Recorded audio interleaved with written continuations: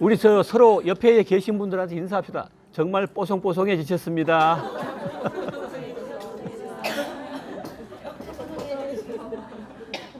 그리고 지금 그동안에 갑자기 허리를 다쳐가지고 힘들게 그냥 그 병원에 입원해서 치료를 받으면서도 영상을 계속 보고 공부하시다가 오늘은 서서 강의를 듣겠다고 뒤에 서서 지금 앉지를 못하거든요. 박수 한번 쳐줍시다.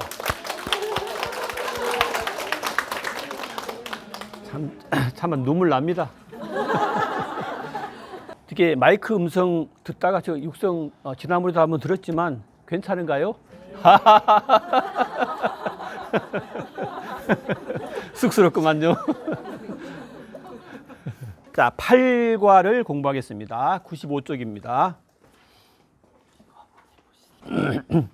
자, 우리 스텝 8 다시 한번 읽어봅시다. 제목 부활 승천 후 시작. 부활 승천 후 성령으로 사도들 행전이 폐지되다. 예수님께서 부활 승천하십니다. 그런데 사도들이 그냥 움직여 다니는 게 아니라 성령으로 이제 그들의 발걸음이 옮겨지기 시작한다는 말씀이죠.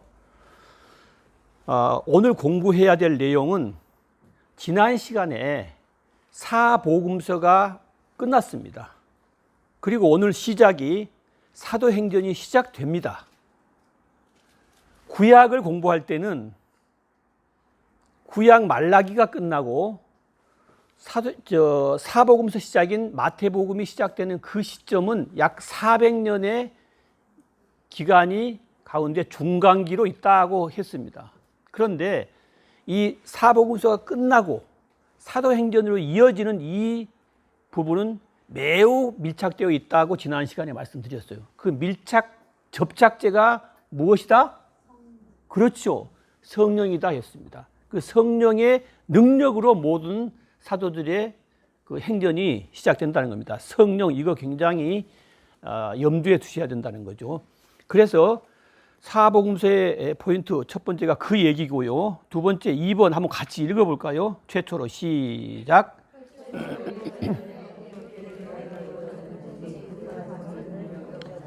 우리는 지금 교회를 다니고 있습니다.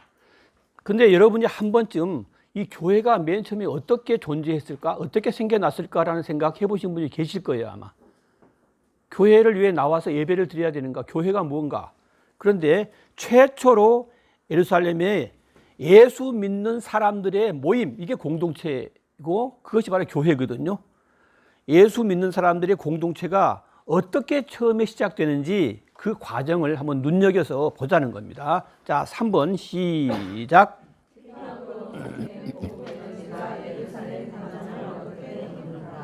이제 교회가 형성되고 나니까 주위에서 그동안 예수님을 핍박했던 그들이 이제 제자들을 핍박합니다. 핍박의 정도가 너무 강해서 마치 불어놓은 풍선을 계속 누르면 그 안에서 공기들이 몸부림을 하겠죠. 그러다가 결국은 빵 터집니다.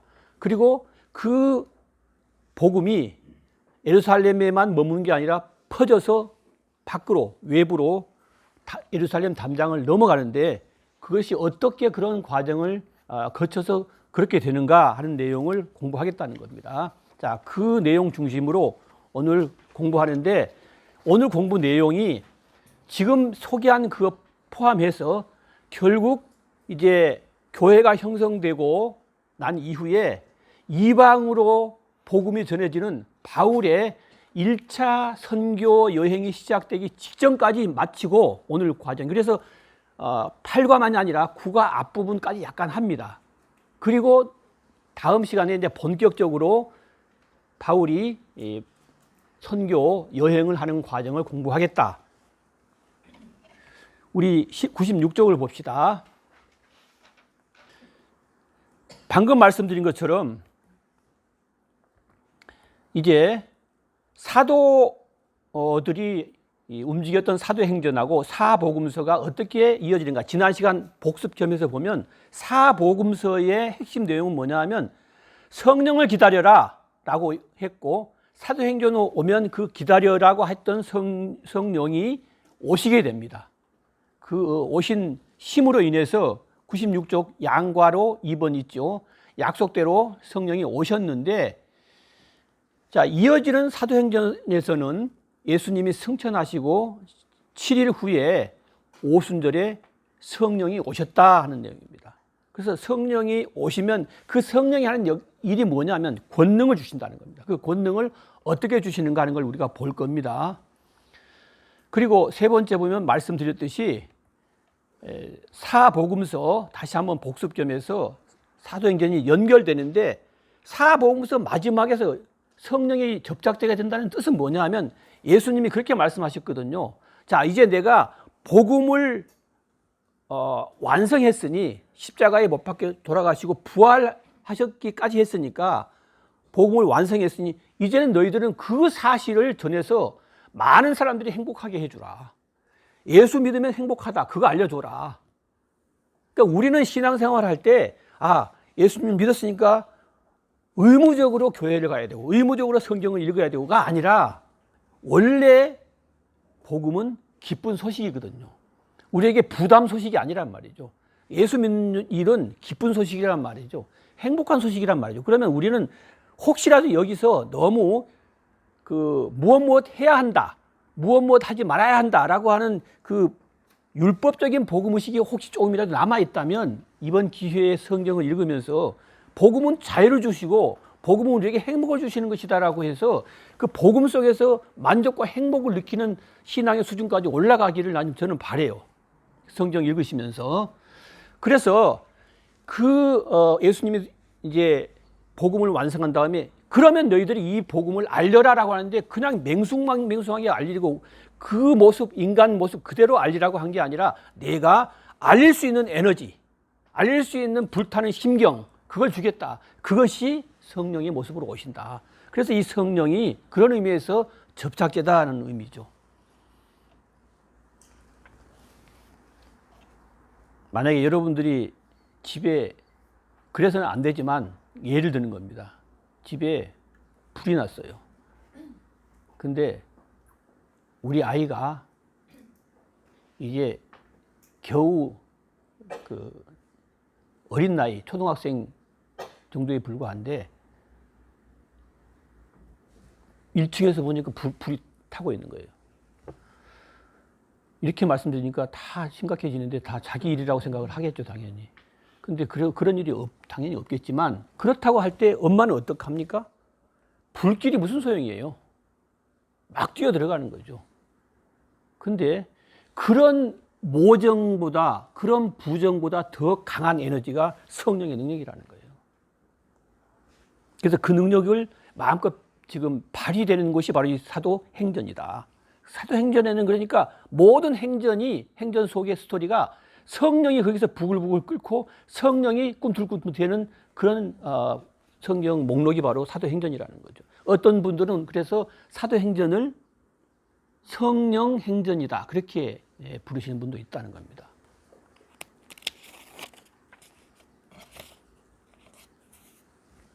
먼저 사도행전이 그러면 무엇을 우리에게 말하려고 쓰여졌는가를 한번 봅시다. 여기에 사도행전에서 무엇을 말하는가, 한번 성경을 한번 찾아봅시다. 사도행전의 맨 끝부분을 한번 갑시다. 그 28장이죠. 28장. 원래 결론은 우리가 배웠잖아요. 두괄식이 있고 미괄식이 있다. 앞에서 결론을 말하는 경우도 있고 맨 끝에 말하는 경우도 있다. 사도행 28장 맨 끝 줄을 한번 같이 읽어봅시다. 31절이죠. 31절. 자, 이것이 사도행전에서 말하려고 하는 것이다. 결론적으로. 결론은 우리 미리 알고 사도행전 한번 읽어보자는 거죠. 31절 같이 한번 읽어보겠습니다. 하나님 나라를 시작.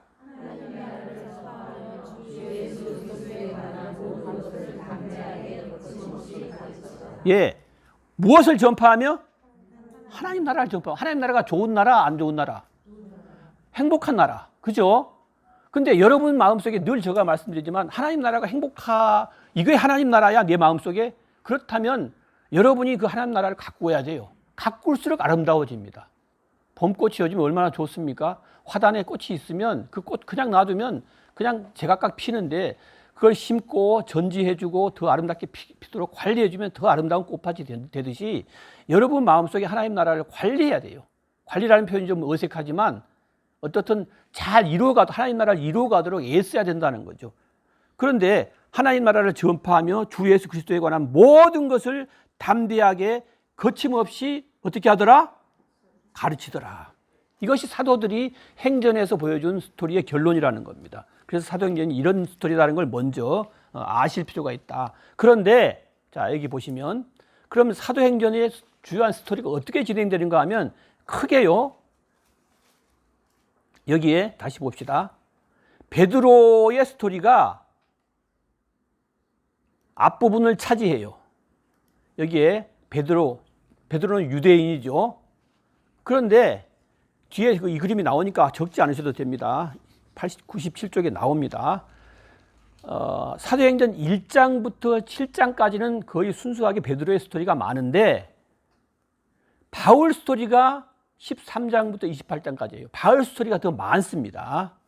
왜 그런가 말씀드릴 텐데 그 사이에 무슨 스토리가 있냐 그러면 예루살렘 교회가 심하게 핍박을 받아요. 그리고 이방인에게 복음이 전해지는 고넬료 사건이 일어납니다. 그래서 유대인에게만 머물던, 즉 예루살렘에만 머물던 복음이 이방인에까지 흘러가는 과정이 있는데 그 과정이 바로 이 예루살렘 핍박을 기점으로 해서 고넬료 사건이 일어남으로써 최초로 베드로가 고넬료에게 복음을 전함으로 인해서 이방인에까지 복음이 전해지는 계기가 됐다 하는 스토리로 사도행전이 짜여져 있어요. 그러니까 이것을 머리에 두고 지금 베드로의 스토리를 읽고 있지 그 다음에 무슨 스토리가 이어질 것이라는 것을 머리에 두면 흐름을 잃지 않아요. 자, 이거 한번 생각해 보시고 그래서 베드로하고 바울 행적이 대부분이다라고 했고 사실 여기에 1장부터 7장까지라고 그렇게 구분해 놨는데 어떤 학자들은 아예 1장부터 12장까지가 베드로의 스토리다라고 보는 사람도 있으니까 제가 안내하는 것은 절대적인 건 아닙니다. 뭐 그게 맞다 틀리다의 문제는 아니고 관점의 차이이기 때문에 그렇게 참고를 해 주시기 바랍니다. 자, 그런데 여기서 제가 미리 말씀드린 것은 아까 사도행전의 맨 쓰여진 결론을 보니까 하나님 나라를 전파하며라고 되어 있어요. 제가 이번 성경 읽기 과정에서 가장 중시 여기는 것 그리고 제가 안내해 가는 성경 읽기의 과정의 가장 핵심은 하나님 나라예요. 그래서 하나님을 신이라고 하고 나라, 신나라 성경이 거기서 나온 건데 사실 하나님께서는 우리에게 그 나라를 맛보면서 살라고 이 땅에서 예수 믿으라고 했고 이 땅에서만이 아니라 우리가 육신이 끝나고 나서도 저 천국 하나님 나라에 가서 우리의 영생이 누려지기를 바라는 마음으로 오늘날 우리를 여기 앉히셨거든요. 그러니까 주제를 제가 하나님 나라로 포인트를 잡은 것도 바로 그거랍니다. 이건 제가 잡은 게 아니라 오늘날의 신학의 풍조예요. 애초에는 성경을 읽을 때 예언이 어떻게 성취되는가에 대한 관점으로 읽는 사람도 있다고 학자들이 안내하고 또 어떤 분들은 구원이 어떻게 이루어지는가라고 안내하는 분도 있어요. 어느 것든 다 맞아요. 근데 또 하나의 축이 뭐냐면 이제는 그 두 개를 포함한 하나님 나라 관점으로 이 성경을 읽어야 된다. 그렇게 안내를 하기 때문에 저도 그 논조를 따라서 제가 안내를 드리는 겁니다. 자, 그런데 사도행전을 쓴 사람이 있어요. 우리 사도행전 1장을 한번 볼까요? 오늘 이제 사도행전 중심이니까 사도행전 1장 맨 처음 1절을 보면 뭐라고 되어 있냐 그러면 데오빌로요 내가 먼저 쓴 글에는 무릇 예수께서 행하시며 가르치시기를 시작하신부터 그가 택하신 사도들에게 성령으로 명하시고 승천하신 날까지의 일을 기록하였느니라 라고 해서 그걸 보면 먼저 쓴 글이 뭔가 하면 복음서 같아요. 그죠? 예수님에 관한 글이니까 복음서예요. 근데 복음서 중에서 뭘 썼느냐 그러면 뭘 썼다? 누가 썼다? 그렇죠. 예, 누가가 쓴 거예요. 누가복음이에요. 누가복음을 말하는 거. 바로 사도행전은 누가 썼다? 누가 썼다. 누가가 썼다. 예. 그래서 누가가 썼는데 누가가 이 사도행전을 쓸 때 베드로의 얘기보다도 누구 얘기를 더 많이 썼다? 바울 얘기를 많이 썼다. 왜 그랬을까? 왜 그랬을까? 바울은 유대인을 복음 전파라고 택한 사람이에요? 이방인을 전하라고 택한 사람이에요? 이방인을 전하라고 택한 사람이죠. 그리고 누가는 유대인일까요? 이방인일까요? 이방인이죠. 그렇기 때문에 이 당시만 해도, 사실 이 당시라고 하는 게 뭐냐면 누가복음이 사도행전을 쓸 때만 해도 사복음서가 다 존재하지 않았어요. 아마 이제 연대가 약간 좀 차이가 있는데, 그때 즈음에서 쓰여진 기록은 누가가 쓴 누가복음하고 그보다 더 먼저 쓰여진 마가복음 정도가 있었고, 마태복음하고 특히 요한복음은 AD 85년부터 약 95년 사이에 쓰여졌거든요. 한참 뒤에 쓰여졌어요. 그러니까 누가가 이 사도행전 쓸 때는 복음서가 2권 정도밖에 없었다고 생각하면 되는 거예요. 그런데 어떻든 이때 누가는 복음을 알고 그냥 가슴이 터질 것 같아. 그런데 이것이 유대인들만 이걸 품고 있어. 우리 복음이야. 우리 유대인, 이스라엘 백성, 팔레스타인에 사는 사람들만 우리는 이 복음을 누려야 돼. 그러면서 복음을 꼭 안고만 있었어요. 근데 누가 보기에 너무 이 복음이 사람을 살리는 스토리거든. 그러니까 이걸 다른 데도 전하고 싶어. 이방에. 그래서 근데 문제는 뭐냐면 그 당시에 예루살렘 특히 유대인들은 안 돼. 우리는 선민이야. 하나님께서 우리 이스라엘을 택하셨고 지금까지 인도하셨고 이 복음 우리나라에만 준 거예요. 우리 민족에만 준 거야 하고 꼭 안고 있었단 말이에요. 그래서 절대 이방인에게 주지 않으려고 하니까 이방인에게 주는 것도 합당하다고 하는 정당성을 알리려고 누가가 베드로한테 고넬료 복음 줬잖아. 베드로 이방인이잖아. 그러니까 이건 하나님이 이방인한테 준다는 증거야 라고 여기에 가운데다 탁 못을 박아놨단 말이에요. 그리고 난 다음에 이 바울 얘기를 더 많이 썼단 말이에요. 이방인한테 복음 전하는 게 너무 당연해. 하나님이 그거 원하시는 거야. 그거 말하려고 이 사도행전을 다시 쓴 거예요. 그러니까 우리는 이방인이 아니다. 우리도 사실 이방인이죠. 그들 유대인들의 관점에서 보면. 그래서 이 사도행전 누가의 힘이 없었다면 우리가 오늘 이 자리에서 복음을 잘 모를 수도 있었겠죠. 자, 그래서 이제 드디어 사도들이 복음 전파의 삶을 시작하는데 97쪽을 한번 보면요. 오순절 성령 사건을 계기로 해서 예수 믿는 공동체가 이제 생겼죠. 교회가 형성이 된 거예요. 그러면서 넷째 줄을 보면 오직 성령이 너에게 임하시면 너희가 복음을 전할 권능을 받을 것이다. 권능은 복음 전하는 데 쓰여져야 돼요. 자기 이름을 알리는 데 쓰여지면 안 되는 거예요. 병 고쳐서 돈 벌려고 쓰여지면 안 되는 거예요. 복음을 전하기 위해서 쓰여져야 된다는 거죠. 그리고 복음보다 더 좋은 것은 없기 때문에 그런 거죠. 그래서 권능을 받고 예루살렘과 온 유대와 사마리아와 땅끝까지 이르러 내 증인이 되리라고 했는데, 오늘 우리가 이 시간에 공부할 내용은 과연 복음이 여기에 쓰여진 대로 맨 처음에 예루살렘에 머물렀다가 그 다음에 온 유대로 퍼졌다가 사마리아에 갔다가 그 다음에 땅끝까지 퍼지는가, 이것도 과정을 봐야 되는 거예요. 실제로 이 성경대로 그렇게 복음이 흘러가고 있는가, 그 내용을 보는 거죠. 그 스토리 제가 이 시간에 읽지 않고 넘어가는 것은 시간 관계상 읽지 않는 건데 매우 의미 있는 정리를 해놨기 때문에 여러분들이 한 번쯤은 이 책을 여러분들이 가지고 있는 교재를 설명은 안 하지만 다 읽어보셔야지만 도움이 될 거예요 아마. 자, 98쪽으로 한번 가봅시다. 제목 읽어봅시다. 방가로 1번 베드로를 시작. 누구를 축으로? 베드로를 축으로. 베드로가 기여를 하는 거죠. 베드로가 기여를 하는 게 아니라 하나님께서 베드로를 쓰신 것이죠. 그래서 성령을 이제 받고 증인이 되어서 복음 확산을 준비하는 내용이 나옵니다. 예수님께서 사복음서 마지막에 어디서 마무리가 됐냐 그러면, 물론 최종적으로는 십자가에 못 박혀 죽으시고 부활하신 것까지 우리가 배웠지만 사실 제자들에게 육신이 살아있을 때 한 마지막 당부는 갈릴리 호숫가를 기억하실 겁니다. 그리고 거기서 베드로한테 내 양을 먹이라고 3번 부탁하고 베드로가 3번 꾸역꾸역 눈물로 답하면서 마지막에 이렇게 말씀하세요. 뭐냐면 예루살렘을 떠나지 말고 약속하신 성령이 올 거니까 예루살렘으로 올라가라는 뜻이었죠. 그러니까 그때 사복음서에서는 제자들이 갈릴리 호숫가에 머물러 있었지만 이제 사도행전에 넘어오면서는 그들이 예수님 말씀을 따라서 예루살렘으로 올라와 있는 상태예요. 그래서 사도행전 1장 4절 찾지 않겠습니다만 보시면 예루살렘을 떠나지 말고 약속하신 성령을 기다려라 라고 했습니다. 왜? 성령을 받아야 뭔가 움직일 수 있으니까. 그리고 난 다음에 가룟 유다를 대신할 제자 한 사람을 뽑아서 마띠아라는 사람이죠. 이제 12 사도를 다시 정비했죠. 이어서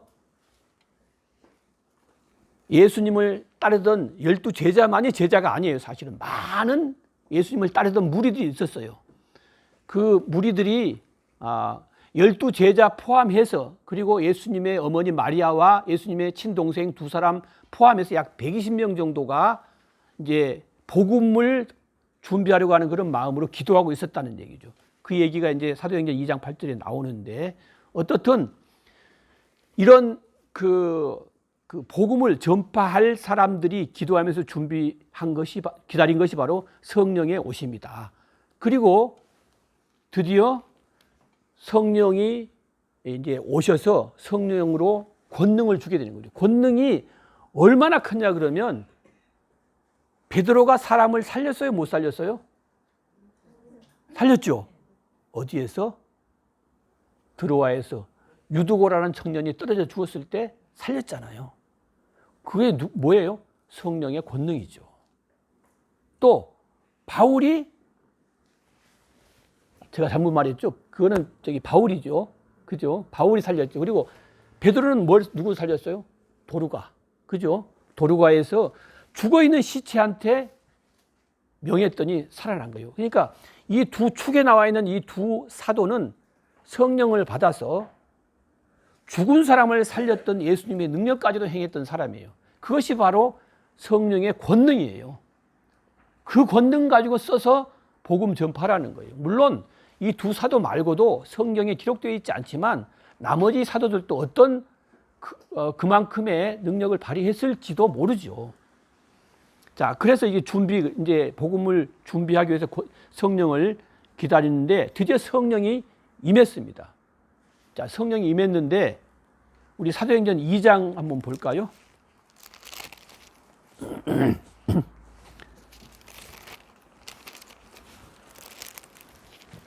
자, 성령 임한 현장을 보면 사도행전 2장 1절에 오순절 날이 이름에 그들이 다 같이 한 곳에 모였더니 후련히 하늘로부터 급하고 강한 바람 같은 소리가 있어 그들이 앉아놓은 집에 가득하며 마치 불의 혀처럼 갈라지는 것들이 그들에게 보여 각 사람 위에 하나씩 임하여 있더니 라고 되어 있습니다. 여기서 성령을 다 나는 받았다고 확신합니다. 그런데 감각하지 못하는 사람도 있을 수 있어요. 또 그런 사람은 소망이 있잖아요. 나도 방언 좀 했으면 좋겠는데, 나도 환상을 좀 봤으면 좋겠는데, 그런 소망을 갖는 분도 계시잖아요. 그런 분들일수록 이 현장을 한번 상상해 볼 수 있잖아요. 야, 성령이 임한 현장이, 물론 성령은 비둘기같이 온유하게 그렇게 임하는 경우도 있지만 이렇게 아주 정말 드라마틱하게 그렇게 임한단 말이에요. 급하고 강한 바람 같은 소리가 있고 마치 불의 혀처럼 갈라지는 것들이 보이는 정도. 어떻게 성령이 임했길래 그렇게까지 했을까? 그런 생각을 해보면서 성령이 오심을 저도 한번 느끼고 싶습니다라고 하는 기도는 잘못된 기도는 아닌 것 같아요. 그래서 이렇게 성령이 이제 임하시는 것 너무 잘 아는 내용이고 그 부분을 쭉 이제 읽으면 읽어지는 그런 내용인데, 이때 6월절 사실 예수님이 6월절에 이제 즈음에 돌아가셨는데 6월절 하면 사방에서 디아스포라로 예루살렘을 모여든다고 했습니다. 모여들었던 그 시점에 예수님이 돌아가신 거예요. 돌아가셨는데 예수님 소식을 대부분 외지에서 온 사람들 다 들었을 거 아니에요. 근데 그분이 3일 만에 살아난 거예요. 그리고 살아났을 뿐만 아니라 띄엄띄엄 40일간 지상에 머물다가 간혹 나타나요. 그러니까 멀리서 온 분, 외국에서 온 분들도 돌아가지를 못하고 있는 분이 많아. 왜냐하면 너무 기이하니까. 그런 분들이 지금까지도 남아있는 사람들이 많단 말이에요. 그래서 여기 한번 보세요. 이 성령이 임한 현장에 우리 9절 한번 볼까요? 이 8절부터 봅시다. 제가 읽어볼게요. 우리 각 사람이 난 곳 방언으로 듣게 되는 것이 어찌 됨이냐. 이제 방언을 말하는데 자기 나라 말로 드리는 거예요. 근데 어떻든 9절 보면 우리는 바데인과 메데인과 엘람인과 또 메소포타미아, 유대와 갑바도기냐, 본도와 아시아, 부르기와 밤빌리아, 애굽 및 구레네에 가까운 리비아 여러 지방에 사는 사람들과 로마로부터 온 나그네들, 곧 유대인과 유대교에 들어온 사람들과 그레네인과 아라비아인들이라. 여기에 이런 사람들이 다 모여 있는 거예요. 지금 돌아가지 못한 사람들이 너무 기이하니까. 근데 이들이 이 성령이 이렇게 강하게 역사하니까 놀란 거예요. 그래서 12절 보면 한번 다 같이 12절하고 13절 읽어봅시다. 다 놀라며 시작.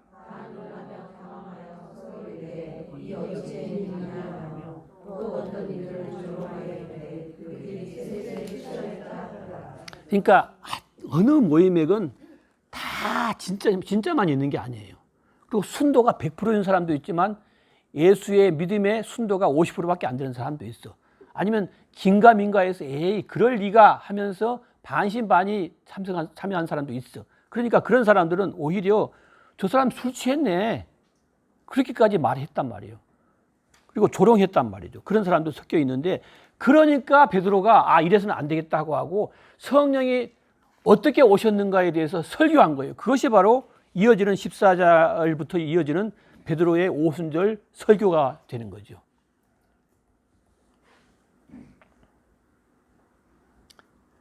자, 베드로의 오순절 설교가 이어지는데, 다시 한번 설교를 보기 전에 여기를 한번 볼까요? 정리해 보면 예수님께서 십자가형을 받으셨습니다.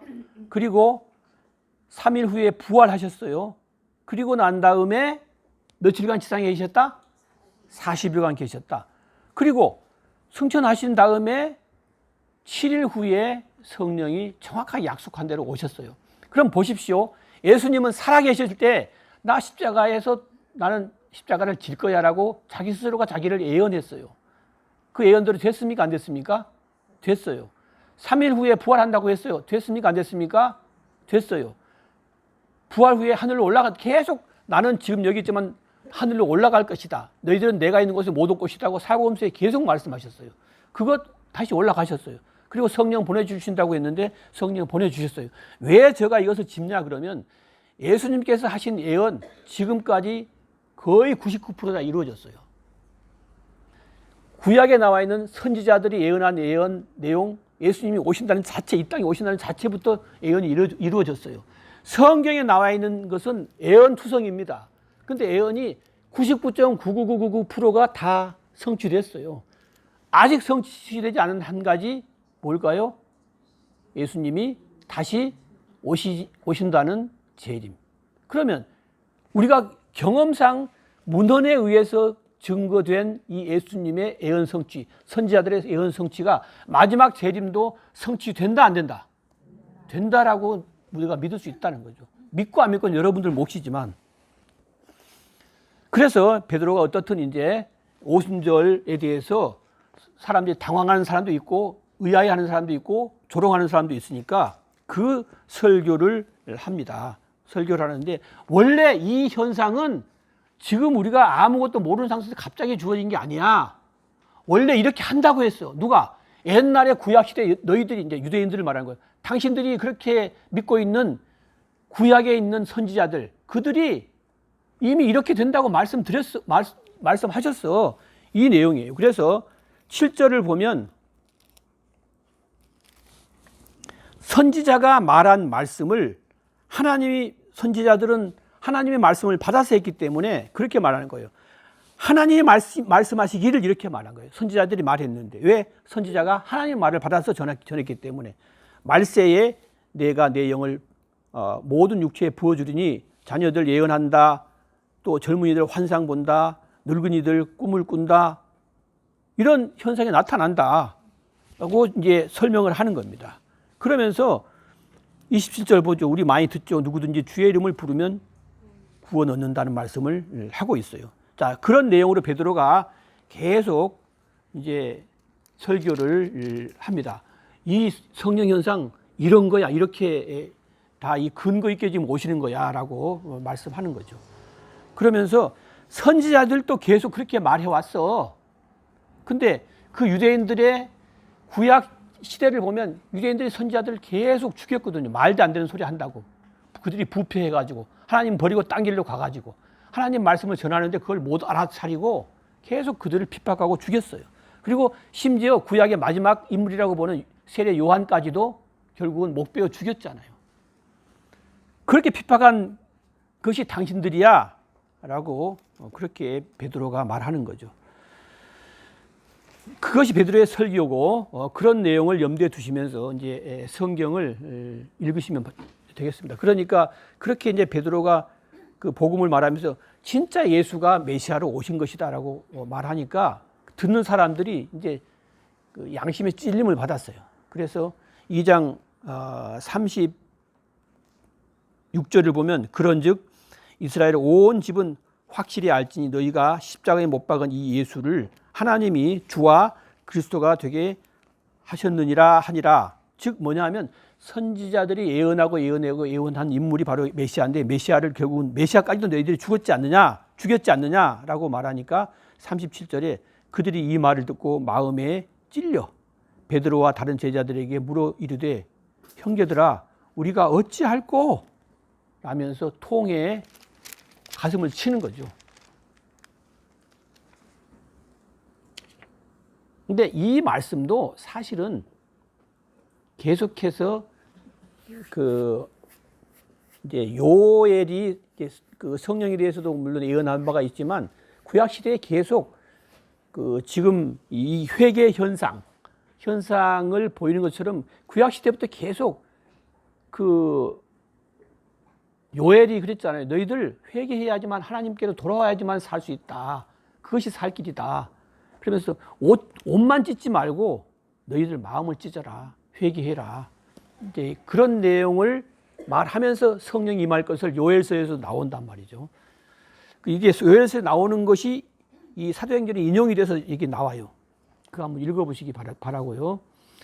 자, 그런 이제 성령 강림을 통해서 드디어 예수를 정말 믿는 그런 모임이 형성된 겁니다. 그래서 98쪽의 양과로 4번을 보면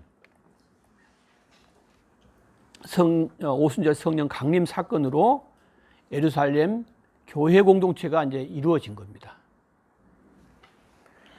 왜 교회 공동체라고 할 수 있느냐? 공동체가 어마어마했어요. 결국은 베드로의 이 오순절 설교로 몇천 명이 회개했어요? 3천 명이. 사도행전 2장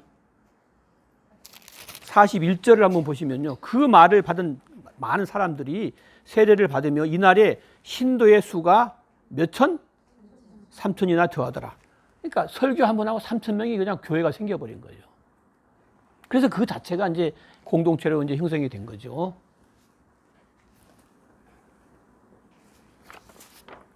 (99쪽을) 넘어가 봅시다. 양거로 2번을 한번 봅시다. 거듭되는 읽어봅시다. 같이 거듭되는 시작.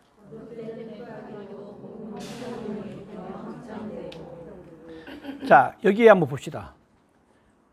PPT를 보시면 복음은 풍선을 누른 것처럼 핍박을 하면 다시 튀어 올라와요. 용수철처럼. 그래서 확장이 돼요.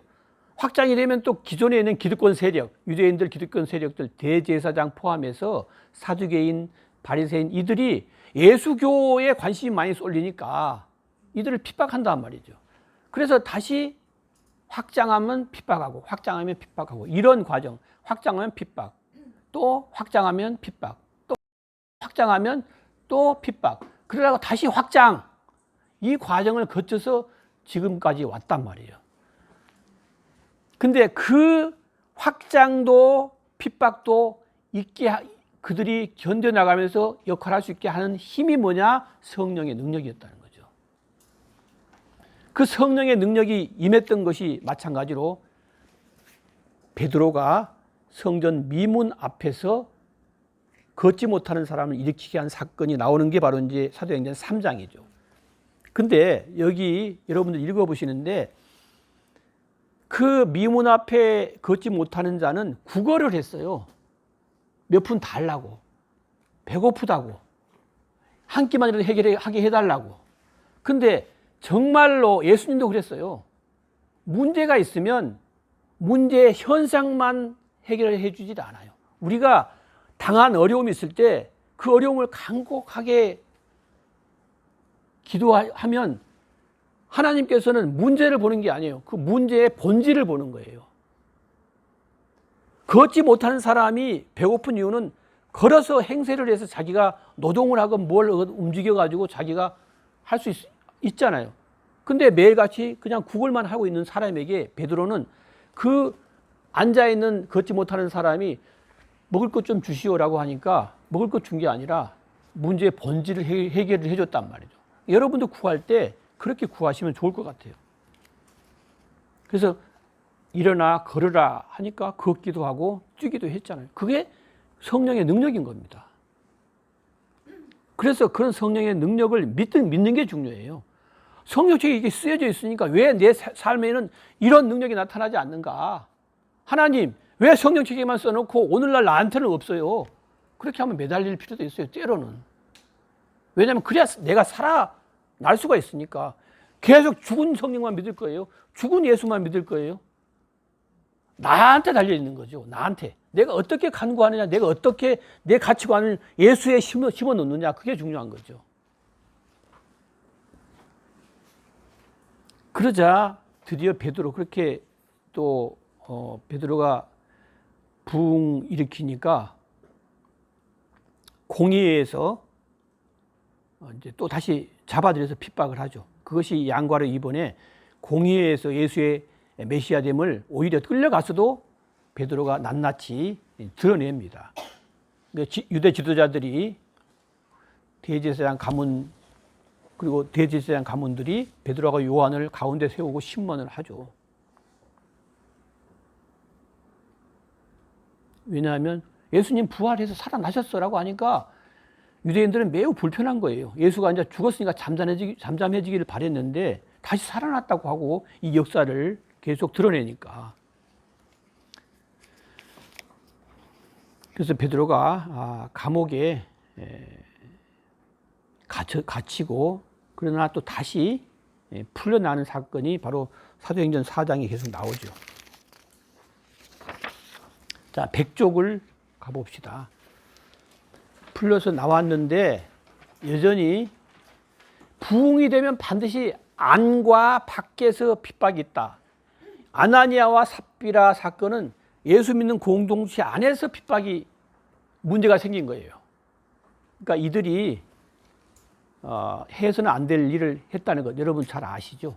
그래서 결국은 이 아나니아와 삽비라가 죽음을 당하죠.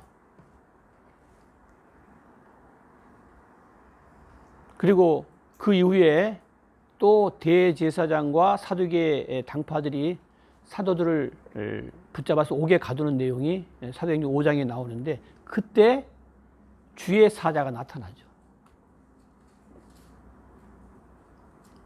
그 공회에 붙들려 나옵니다. 그러면서 대제사장이 신문을 하죠. 너희들 예수의 이름으로 가르치지도 말라고 했는데 왜 그러느냐. 아주 대제사장이 분노에 가득 차서 그렇게 말하자 베드로가 뭐라고 대답합니까? 내가 사람보다 하나님께 순종하는 것이 마땅하지 않느냐. 그렇게 답하죠.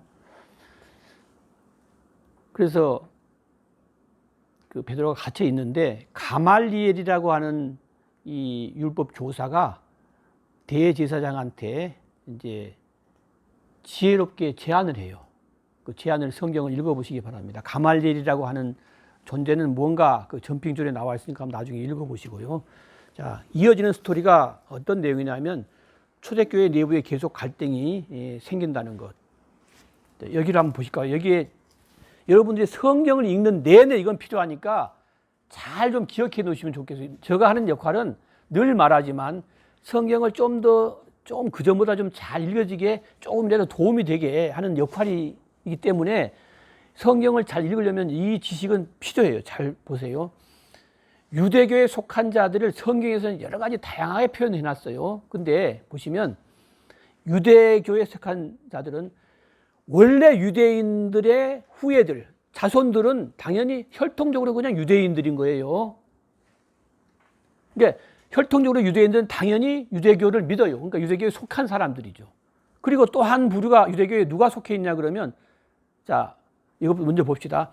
혈통적인 유대인들은 본국에 사는, 팔레스타인 지역 내에 있는 그 이스라엘 안에 사는, 본국에 사는 사람도 있고, 혈통적으로 유대인인데 역사적으로 많이 핍박을 받다 보니까 흩어진 사람들이 있어. 그것을 디아스포라라고 했어요. 이 사람들이 외국에 살지만 혈통은 유대인이야. 모로코에 우리 한국인이 살고 있지만 모로코 설사 국민이라도 그쪽에 속해 있었어도 피는 한국인인 것처럼 똑같은 거라는 거죠. 그리고 본국에 살면서도, 자, 여기까지만 봅시다. 본국에 다시. 자, 혈통적으로 이제 유대교에 속한 어떤 사람들이 유대교를 믿었는가 하면 원래 부모가 믿어갖고 자식이 믿어 있는 혈통적인 유대인들이 있었고, 그 혈통적인 유대인들은 본국에 사는 사람도 있고 해외에 나간 사람도 있다. 이거 알겠죠, 이제? 그 다음에 본국에 사는 사람들 중에서는 헬라파 유대인이 있어요. 이건 뭐냐면 원래 유대인이야. 그리고 본국에 살아. 그런데 이 이스라엘이라는 나라가 헬라, 즉 그리스 그리스의 침략을 받았잖아요. 그러니까 이들이 일부는 여전히 헬라 말을 쓰는 사람이에요. 그러니까 본국에 사는 사람들은 크게 두 종류가 있어요. 헬라 말을 쓰는 사람, 그 다음에 히브리파 유대인은 뭐냐면 이 당시에 히브리 말을 쓰지 않았어요. 왜냐하면 그냥 복잡해, 이 나라가. 왜냐하면 수없이 많이 짓밟혔기 때문에 이 당시에는 아람 나라의 아람어를 썼어, 아람어를. 그러니까 수리아에 속해 있었어요. 그러니까 로마 제국 입장에서 보면 이 지금 사도들이 움직이는 이 땅, 예루살렘 땅은 수리아의 나라에 속한 하나의 행정 지역에 불과해요. 그래서 수리아의 말인 아람어를 썼단 말이에요. 그래서 아멘, 엘리 엘리 라마 사박단이 다 이거 아람어라고 말했잖아요. 예수님도 아람어를 썼어요. 그래서 그 사람을 이제 그냥 히브리 사람이에요. 원래 히브리파 유대인이. 그러니까 다시 보시면요, 본국에 사는 사람은, 본국에 살면서 헬라 말을 쓰는 사람은 헬라파 유대인, 그리고 원래 그 아람어를 쓰는 사람, 그냥 정말 본토백이는 히브리파 유대인, 이렇게 되어 있단 말이에요. 자, 여기까지는 흐름이 연결되죠? 이해가 되죠? 잘 안 외워져도 나중에 집에 가서 이걸 한번 정리를 해보세요. 그래야지 성경 읽을 때 이런 말이 계속 나오기 때문에 이게 뭔가 혼돈되는 거예요. 그 다음에 디아스포라 설명했고, 이방인 중에서도 유대교를 믿는 사람이 있었어요.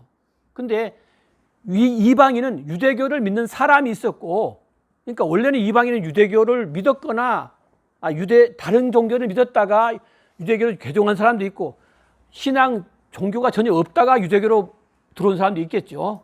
그죠? 좀만 이렇게 매트리스가 복잡해지면 우리는 머리를 쓰기 싫어해요. 이거 뭘 이렇게 오래 설명하느냐. 근데 경험상 이게 좀 꼼꼼하게 성경을 읽으려면 이런 말이 나오면 이게 긴가 민가, 이게 뭔 말인가 계속 혼돈되니까 앞으로 여러분 한 50년, 60년간은 계속 이 말에 시달려요. 그러니까 지금 알아놓는 게 좋아요. 좀 복잡해도. 그래서 유대교를 개종한 사람이 있고, 이방인 중에서 중요한 겁니다. 유대교를 믿지 않아. 유대교인으로 인정받으려면 그것도 복잡해요. 복잡한 게 아니라 엄격해요. 그러니까 하나님 믿는 사람 보니까 너무 좋아 보여. 그러니까 하나님만 경외하지 유대교에 아직 입교는 안 했어. 그런 사람을 뭐라고 표현하냐면 성경에서는 하나님을 경외하는 자라고 표현해요. 당장 오늘 이 시간에 나오는 고넬료가 하나님을 경외하는 자였어요. 성경에도 실제로 하나님을 경외하는 자로 나와요. 여러분 잘 아는 루디아, 알죠? 빌립보에서 자주 옷감 장사했던 사람, 바울이 유럽에서 최초로 복음을 전했던 사람이 이제 루디아잖아요. 교회에서도 루디아 성교회 많잖아요. 그 루디아도 하나님을 경외하는 사람이었단 말이죠. 그래서 이것을 참고로 머리에 들어오든 안 들어오든 그거는 이제 알아서 하시고, 어떻든 지금 당장 안 들어도 상관없어요. 그리고 이제 오늘 이어지는 내용이 아마 어느 부분에서 성경은 익숙한데 지형을 생각할 때, 지리를 생각할 때는 뭔 말인가 할 경우가 있어요. 근데 그거 너무 신경 쓰면 안 돼요. 그냥 나중에 지금 사도행전을 공부하는 시간 내내는 지도가 나오기 때문에 2번, 3번, 4번 계속 반복해서 듣다 보면 이제는 부산은 저 밑에 있지, 여수는 남해안 쪽에 있지, 다 이제 머리에 들어와요. 여러분, 우리나라 지도처럼. 그러니까 너무 오늘 이게 지도가 참 이게 좀 복잡하네, 그런 생각할 필요 없는 거죠. 자, 그런 내용을 설명한 이유는 뭐냐면, 이거 설명한 이유는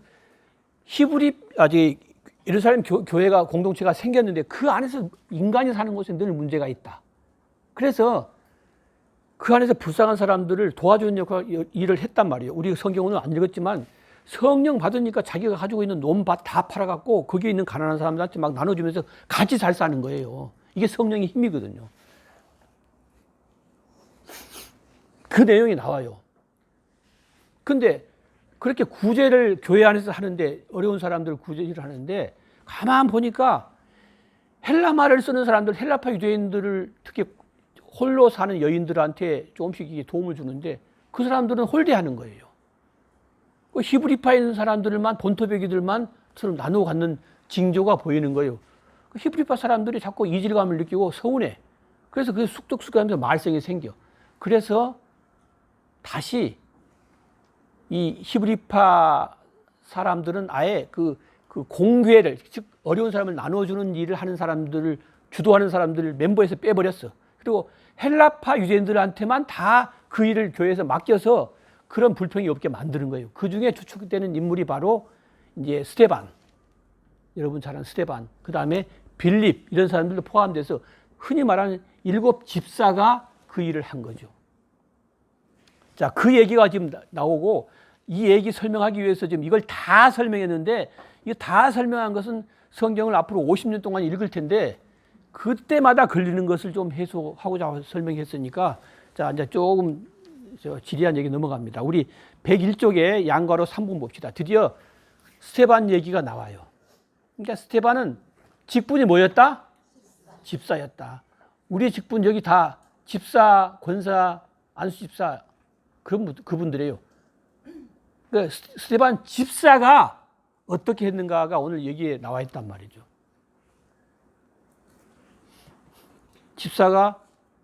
스데반 집사가 죽었어요, 안 죽었어요? 물론 죽었겠죠. 뭐 나이 들어서 죽을 수도 있고. 근데 그 죽음을 뭐라고 한다? 그렇죠, 순교라고 한다.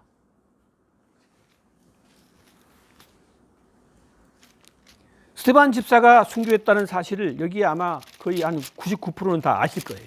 그래서 그 스토리를 제가 설명을 드릴 필요는 없어요.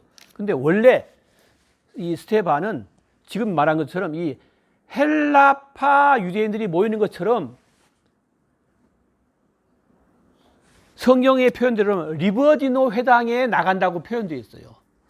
근데 그 리버디노 회당이라는 거는 유대인으로 살다가 노예로 끌려갔던, 다른 나라에 끌려갔던 자기 유대인들이 있었어요. 끌려가서 노예로 삶을 살았어요.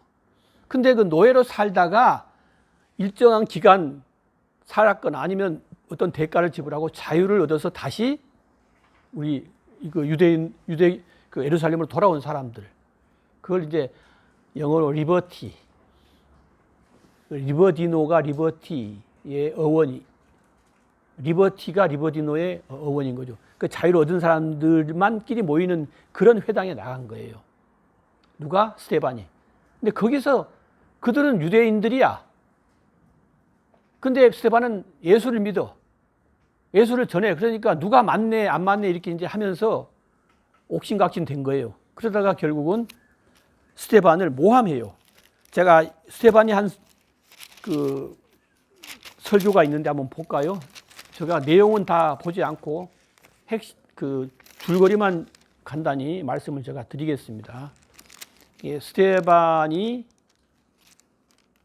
설교한 내용이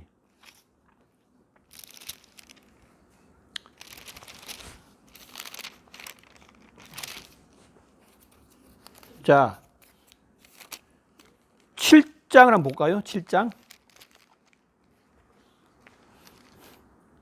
자, 7장을 펴놓고 핵심만 봅시다. 자, 여기를 보세요. 스데반이 결정적으로 순교를 당할 수밖에 없었던 이유가 뭐였는가를 먼저 머리에 두고 이 스토리를 읽어야 이게 창세기부터 나오거든요. 설교가. 스데반 말이 창세기부터 나오니까 여러분이 성경을 읽다가 맥을 잃을 수가 있단 말이에요. 그러니까 이 설교에서 뭘 말하는가를 먼저 알고 성경을 읽으면 맥을 놓치지 않는다. 스데반이 그렇게 말했어요.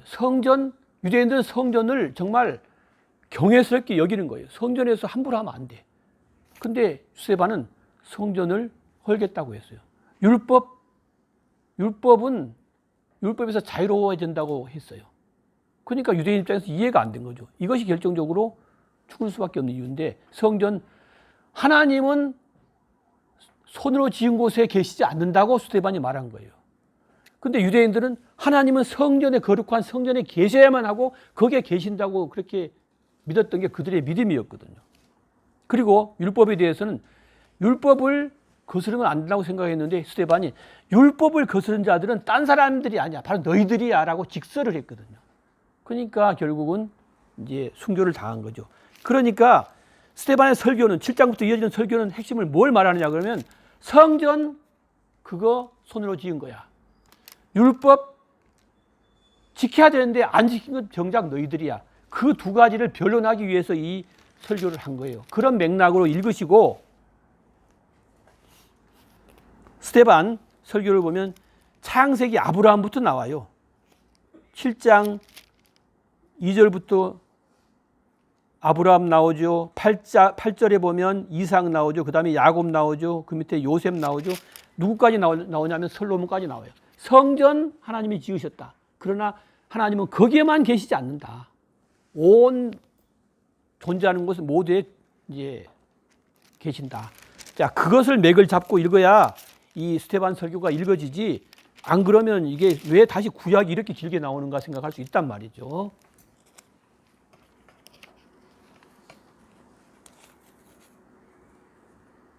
그 말을 듣고 유대인들은 이게 그 리버지너 회당의 사람들이 이제 스데반에 대해서 분노한 거죠. 좀만 좀 구체적으로 봅시다. 자, 6장 13절 한번 볼까요? 스데반을 아예 잡아가지고 이제 거짓 증인들을 세워서 집어넣으려고 했어요. 공회에 세우려고 했어요. 그러면서 거짓 증인들을 세우니 이르되 이 사람이 이제 스데반을 지칭하는 거예요. 이 사람이 이 거룩한 곳이 어디죠? 성전, 거룩한 곳과 무엇을 거슬러 말하기를? 율법을 거슬러 말하기를 마다하지 아니하노라라고 하면서 성전과 율법에 대해서 이제 그 시비를 거는 거예요. 이것도 거짓 증인을 세워서, 그리고 그의 말에 이 나사렛 예수가 이것을 헐고, 성전을 헐고, 또 모세하면 율법이잖아요. 모세가 우리에게 전해준 그 규례를, 율법을 고치겠다 함을 우리가 들었노라. 율법을 고친다는 말은 이 유대인들에게는 정말 큰 일이에요. 근데 이렇게 말하고 이제 스데반을 집어넣죠. 근데 스데반은 죽음을 두려워하지 않았죠.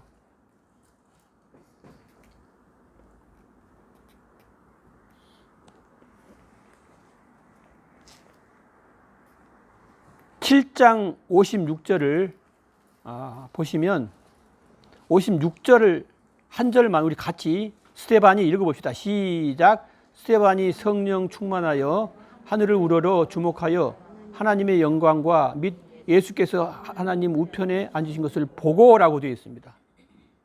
근데 그 보고 말한 게 있는데 56절에 보면 보라 하늘이 열리고 인자가 하나님 우편에 서신 것을 보노라. 인자가 누구죠? 예수님이죠.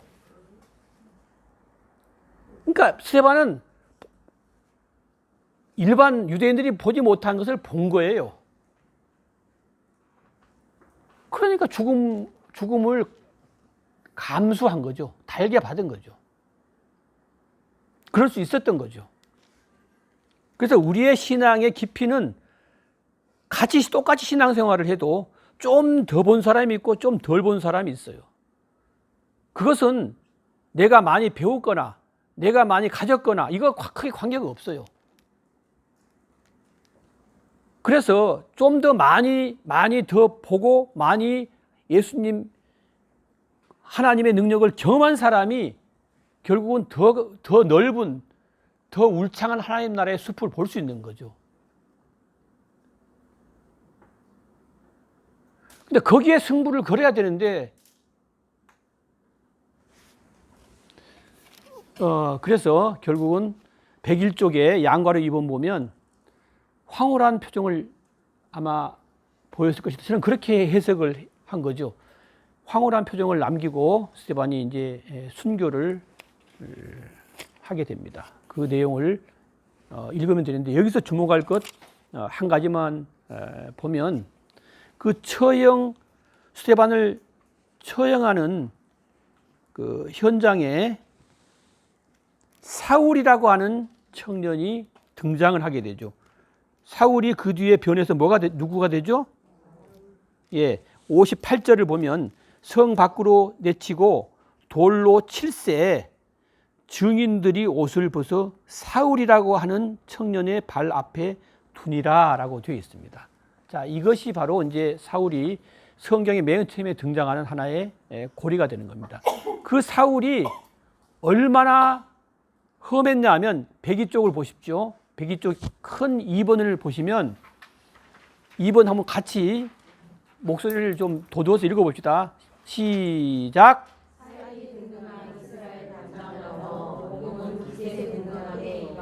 자, 살기등등의 대표적인 주자가 누구다? 그렇죠. 바울이다. 사울이다. 기세등등의 대표적인 주자들은 사도들이다. 그죠? 그래서 사도행전을 읽을 때 늘 이 두 측의 대립관계를 머리에 두면 돼요. 그래서 살기등등했어요. 복음이 힘차게 진군할수록 유대인들은 핍박이 계속됐는데 1차로는 베드로와 요한이 투옥됐고 2차로는 신도들도 옥에 갇혀 채찍을 맞았어요.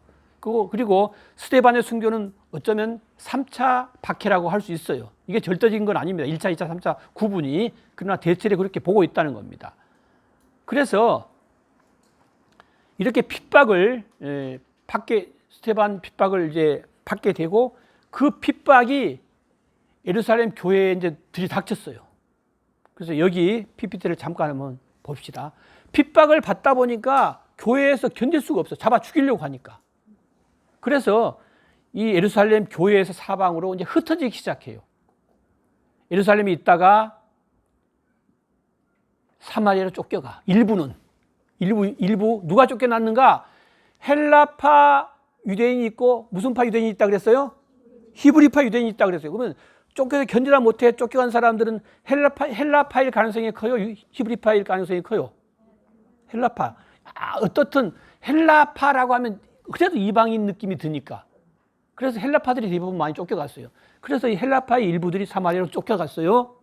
또 여기만 쫓겨나간 게 아니라 이거는 이제 다메섹까지 쫓겨간 사람이 있었으니까 사울이 여기까지 잡으러 갔겠죠. 그죠? 그러니까 다메섹으로도 아마 쫓겨갔을 거예요. 그리고 지중해 해변을 따라서 이렇게 올라간 두로와 시돈까지 쫓겨간 사람도 있고 수리아 안디옥까지 쫓겨난 사람도 있고 수리아 안디옥으로 간 사람도 있고 이쪽에 보면 섬이 하나 있는데 구브로라는 섬이 있어요. 그쪽으로 쫓겨간 사람도 있고 이렇게 사방에 퍼졌어요. 이 복음으로 확장돼 가던 이 예루살렘 교회가 잔잔한 호수에 돌멩이를 하나 딱 던지니까 파문이 쫙 일듯이 4번에 흩어진단 말이에요. 이게 1파, 2파, 3파로 거칠 그런 흩어짐이 아닌 거예요. 만파, 1파, 만파로 퍼진 거죠. 성경에는 이렇게 나와 있지만. 그래서 그 쫓겨간 이야기를 우리가 지금부터 합니다. 그래서 103쪽에 양거래 1번 보면 빌립이 쫓겨간 지역이 사마리아 지역이에요.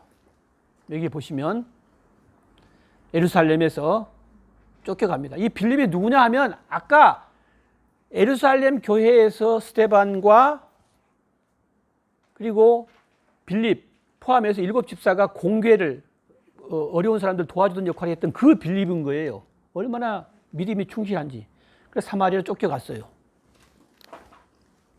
쫓겨가서 여기서 복음을 전한 거야. 쫓겨갔어도 복음을 전해. 왜? 자기는 봤으니까. 스데반 그 얘기도 아마 빌립이 들었을 거예요. 그리고 스데반이 왜 죽을 수밖에 없었는가도 알고 있었을 거예요. 그리고 그 죽음에 대해서 너무 아름답다고 아마 어쩌면 부러워했을지도 몰라요. 두려워한 게 아니라. 아, 저런 죽음? 나도 저런 죽음 감수할 수 있어라는 믿음을 갖고 있을지도 몰라요. 왜?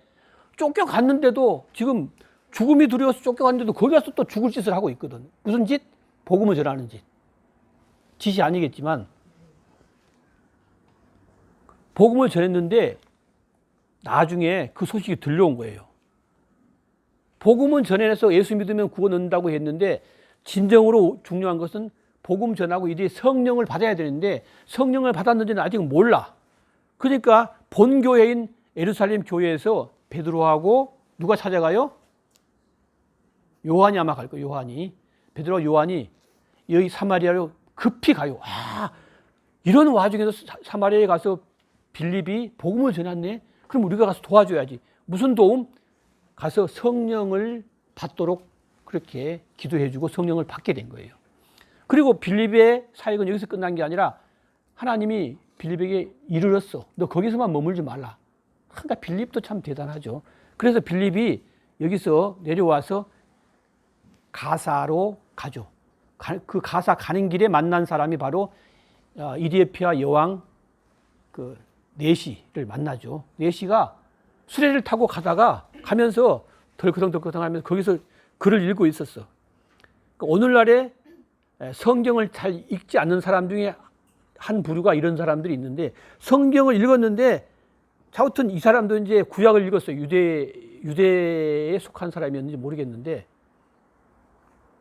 아니면 예수를 믿지만 성경을 잘 모르는 사람일 수도 있죠. 구약을 읽고 갔어요. 구약 중에서 이사야를 읽고 갔어요. 읽고 가고 있는 중인데 읽긴 읽는데 이제 옆에 그 모습을 빌립이 본 거예요. 가다가 길가에서. 아, 그 성경을 참 열심히 읽고 있군요. 근데 그 내용이 뭡니까? 물어보니까 뭐 잘 몰라요. 그렇게 답하는 거예요. 무슨 말인지 모르면서도 읽고 있는 거예요. 그런 사람 요즘에도 많아요. 왜냐하면 예수를 믿거든. 왠지 뭔가 해야 될 게 있거든. 그러니까 의무감으로 성경을 읽어야 된다고 하니까 읽고 있거든. 근데 너무 모르는 게 많아. 그것도 뭐 기특한 거, 대단한 거죠. 그러다 보면 또 열릴 수 있으니까. 근데 어떻든 이 이디오피아 여왕 네시가 이렇게 했는데 빌립이 그 자리에서 깨우쳐주면서 이거 뭐 그 내용이 그 예수님 그가 도살자에게로 가는 이게 어디냐 그러면 사도행전 8장 32절에 있는데 그가 도살자에게로 가는 양과 같이 끌려갔고 털 깎는 자 앞에서 있는 어린 양이 조용한 것 같이 지금은요 여기 앉아 계신 분들은요 이거 읽으면 아 이거 예수님 얘기 다 알아요. 근데 이 사람은 그 네시는 이걸 몰랐어. 거기서 빌립이 깨우쳐 준 거예요. 거기서 즉시 내려갔고 가다가 물로 세례를 빌립이 주었어요. 그리고 가사까지 갔다가 결국은 빌립은 여기 보시면 아소도에 들려서 가이사랴까지 갔다라는 기록이 있는 거예요. 그러니까 복음의 이 능력, 이 성령의 능력이 이렇게 강하게 역사를 해서 빌립은 12사도에 포함되지도 않잖아요. 근데 이 집사잖아요, 집사. 자, 103쪽에 양거래 2번을 보면 핍박하던 사울 인생의 터닝 포인트라고 되어 있습니다. 그래서 사울이 스데반이 죽는 현장에서 주도적인 역할을 했을 것이고 그런 사울이 어떤 상태로 변하는지를 우리가 볼 건데, 유대교가 핍박을 받을수록 이렇게 주변으로 흩어지면서 교회가 번져나가는 상황인데, 이때 복음이 들불처럼 주변으로 번져나갈 때 스데반 순교의 현장에 있던 한 청년을 우리는 다시 떠올리게 되죠. 그게 사도행전 9장인데, 일단 여러분들이 사도행전 9장을 딱 이제 펴놓고 시작을 합시다. 자, 104쪽을 보면 그 그림이 나왔어요. 여기를 PPT를 한번 보세요. 어느 정도냐면 이렇게 충돌합니다. 바울 일행, 살기 등등합니다. 유대인들 기세 등등. 여기 유대인이 아니라 잘못됐네. 제자들. 원래 원본을 고쳐놨는데 원본 고쳐놓은 원본이 안 올라오고.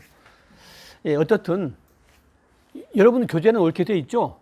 예. 그래서 104쪽에 그 그림을 참고로 해 보시면서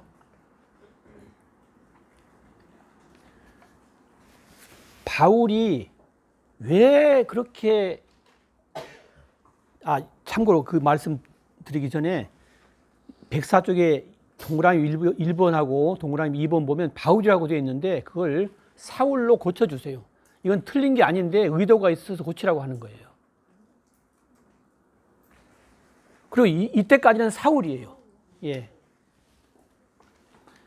그래서 사울이 왜 그렇게 적극적으로 발벗고 나서서 예수 믿는 사람들을 그렇게 잡아 죽이기까지 했는가?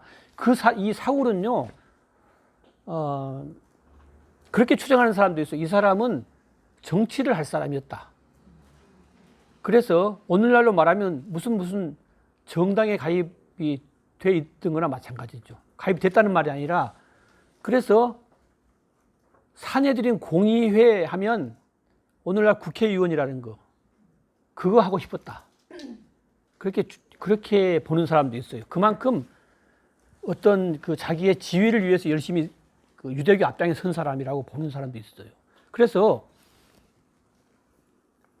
그 보면 내가 우리 갈라디아에 있는 말 찾아볼까요? 갈라디아 1장. 시간은 없지만 갈라디아서 1장 한번 봅시다.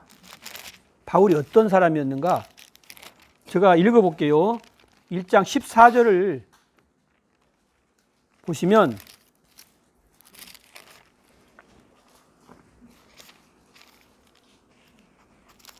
내가 내 동족 중에 여러 연갑자보다 유대교를 지나치게 믿어 내 조상의 전통에 대하여 더욱 열심이었으나 라고 되어 있습니다. 그러니까 표준 세번역을 보면 내가 내 동족 가운데서 나와 나이가 같은 또래의 많은 사람보다 유대교 신앙에 앞서 있었으며 내 조상의 전통을 지키는 일에도 훨씬 더 열성적이었습니다 라고 되어 있어요. 그래서 다소 사울의 고향인 다소라는 이 지역이 굉장히 발전한 도시여서 공부를 많이 한 사람이에요, 이 사람이. 근데 그런 사람이 이런 유대교에 아주 충만한 사람이에요. 성령이 충만해야 되는데 유대교에 충만한 사람이에요.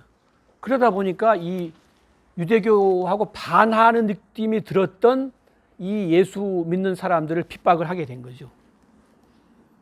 그래서 이제 핍박을 하는데 그냥 핍박을 하면 권위가 없잖아요. 그래서 사도행전 9장 1절을 보면 뭐라고 되어 있냐 그러면 사울이 주의 제자들에 대하여 여전히 위협과 살기가 등등하여 대제사장한테 갑니다. 가서 다메섹 여러 회당에 가져갈 공문을 달라고 해요.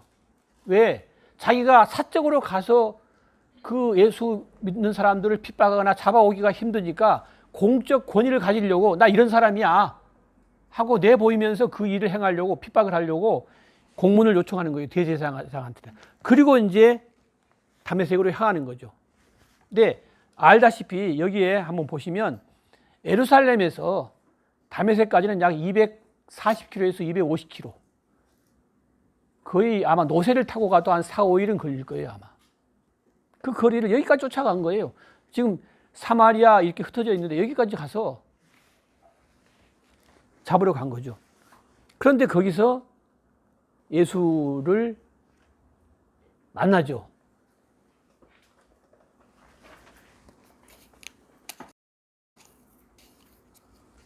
사울아 사울아 네가 왜 나를 핍박하느냐라는 음성을 듣고 사울은 완전히 자기의 삶의 가치관이 뒤바뀌어 버립니다. 가치관이 바뀐다는 걸 이제 하나의 삶의 전환점이라고 하잖아요. 전환점. 그러니까 전환된다라는 뜻은 뭐냐면 여기 한번 볼까요? 여기 보시면 그냥 직진으로 갔다가 조금 사이길로 가는 게 아니에요. 갔다가 완전히 돌아서는 거예요. 전환점이라는 것은. 그러니까 그 사전적인 용어로 보면 방향을 바꾸거나 상태가 완전히 바뀌어지는 거예요. 남편이 양말 벗어갖고 계속 침대 밑에나 아니면 소파 옆에다 끼워놔. 그것도 냄새가 안 나면 그래도 용서해 줄 만한데 냄새가 심해. 여기 있는 사람 말하는 거 아니죠. 근데 어떻든 차라리 그러려면 좀 보이는 데다 놔둬도 좀 그나마 용서를 하겠는데 냄새는 나는데 냄새의 근원을 찾으려면 피아노 밑을 막 뒤져야 돼. 근데 어느 날 보니까 우리 남편이 달라졌어요. 그래갖고 세탁기에다가 그냥 벗어놓은 채로 넣는 게 아니라 딱 펴가지고 세탁기에 집어넣어줘. 그걸 뭐냐고 하면 전환이 아니에요. 그거는 개선이에요. 개선. 그 정도는 개선인 거예요. 전환이라고 하면요 그 차원이 아닌 거라니까요. 오염수가 처리수가 된 것은 전환이 아니에요. 상태도 전환이거든요. 완전히 상태가 바뀌어야 돼요. 오염수가 1급수가 돼야 그게 전환인 거예요. 처리수는 처리수 속에 오염, 세슘이 조금만 들어있어도 그거는 전환됐다고 볼 수 없는 거란 말이죠. 사울은 완전히 뒤바뀐 거예요. 그래서 9장 20절 한번 볼까요? 얼마나 뒤바뀌었는지.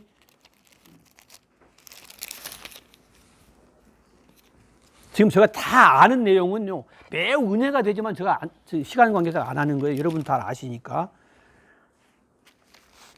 9장 20절 앞에 있는 내용이 있어요. 그 19절 애매한, 사울이 다메섹에서 전도하다가 되어 있는데, 사울이 다메섹에 있는 제자들과 함께 며칠 이제 머물러서 예수님 만난 상태예요. 즉시로 각 회당에서 예수가 하나님의 아들이심을 전파하니라고 되어 있어요. 며칠 전만 해도 예수 믿는다고 죽이던 사람이, 예수 믿는 사람을 죽이려고 끌고 오던 사람이 예수를 믿으라고 전하고 있는 거예요. 이것이 전환인 거예요.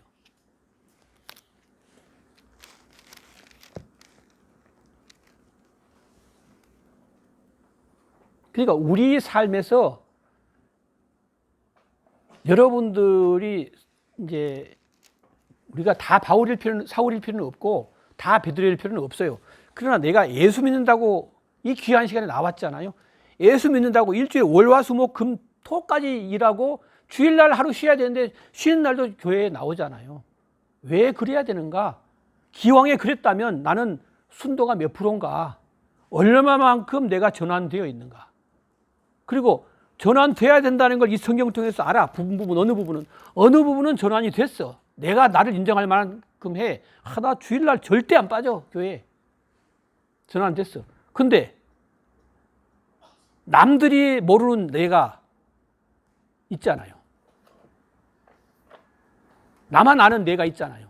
나만 아는 내가 전환돼야 될 부분이 있는데 그 전환이 안 된 부분이 있다는 것도 알고 있잖아요. 그런 부분은 전환이 돼야죠.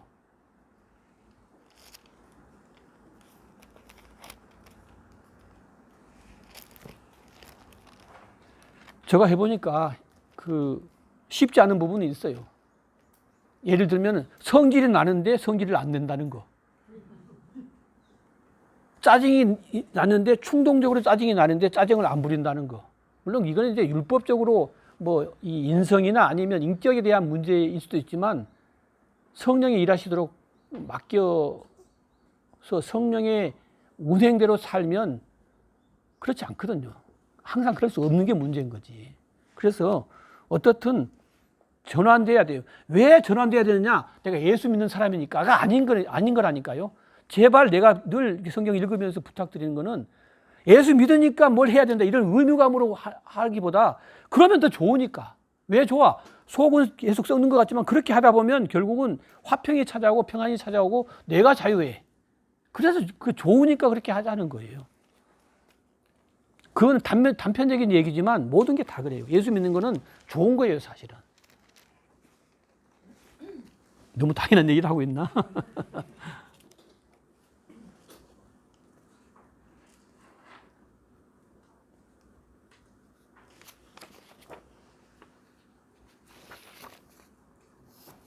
그래서 104쪽 보면 제가 그 읽지 않은 게 있는데 인생의 전환점에 담에색에서 예수 체험 이게 전환점이 된 거죠. 그리고 유대교 중심에서 예수 그리스도로 삶의 가치가 어떻게 됐다? 대체됐다. 이게 진정한 전환인 거죠. 빈칸에 그렇게 써놓으시면 좋겠어요. 104쪽 맨 밑에. 그래서 여러분들 가정에서 개선되면 개선된 사항을 굉장히 도움된다고 자꾸 얘기를 해주세요. 양말을 계속 저 구석에다 벗어놓더니 굉장히 감동되네 이렇게 하면 아마 그 이후에는 아마 세탁기도 돌려줄 거예요 아마.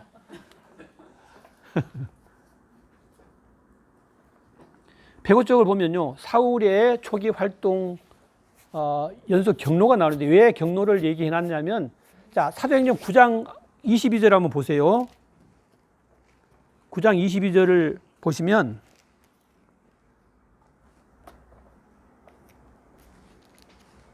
사울은 힘을 더 얻어 예수를 그리스도라 증언하여 다메섹에 사는 유대인들을 당혹하게 하니라. 당혹할 수밖에 없죠. 근데 어떻든 23절을 보면 여러 날이 지나매라고 표현되어 있어요. 여러 날이 지나매 유대인들이 사울 죽이기를 공모하더니 왜? 배반했다 이거지. 유대인들은 사울이 저렇게 하고 돌아다니니까. 그 계교가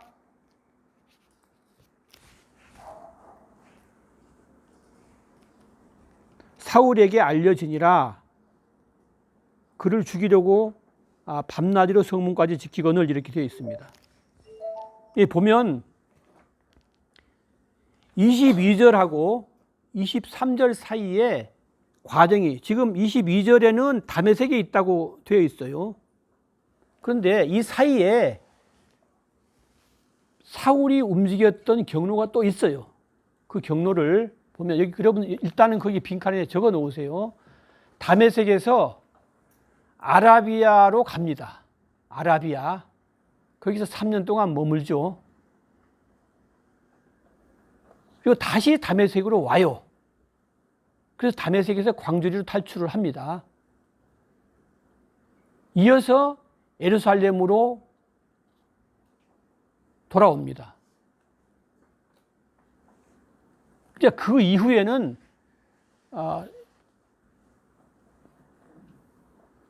수리아를 거쳐서 길리아로 가는데 그건 이제 나중에 보고 그 정도만 기록을 해놓고 여기 한번 다시 정리해 봅시다. 여기 보시면 사울의 행적이 선교 여행 이전의 행적인데 사도행전에서는 예루살렘에서 다메섹을 지나서 가이사랴를 가서 길리기아 다소로 가는 걸로 되어 있어요. 이건 나중 얘기니까 여기까지 가지 말고 흐름이 여기 되어 있는데 갈라디아서를 보면 다메섹에서 아라비아로 간 걸로 되어 있단 말이에요. 그리고 아라비아에서 다메섹을 거쳐서 다시 예루살렘으로 와서 15일간 머문 다음에 가이사랴를 거쳐서 자기 고향 다소에 가서 10년을 머문 걸로 되어 있단 말이에요. 이게 흐름을 미리 이제 이게 알아놓고 사도행전 사울의 행적을 봐야 된다는 거죠.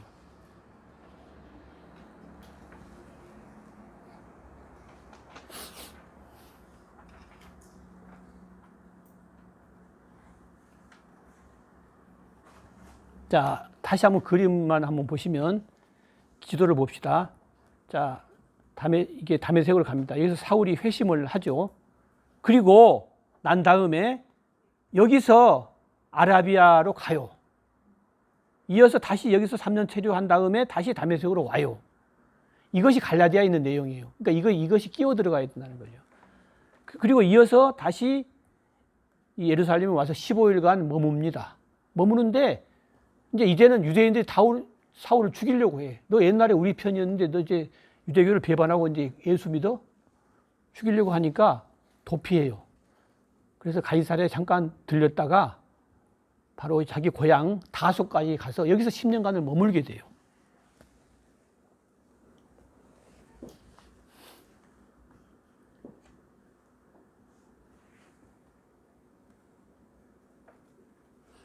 그리고 성경은 사울 얘기가 일단 끝나는 9장 31절까지 이어지다가 한번 보세요. 9장 31절.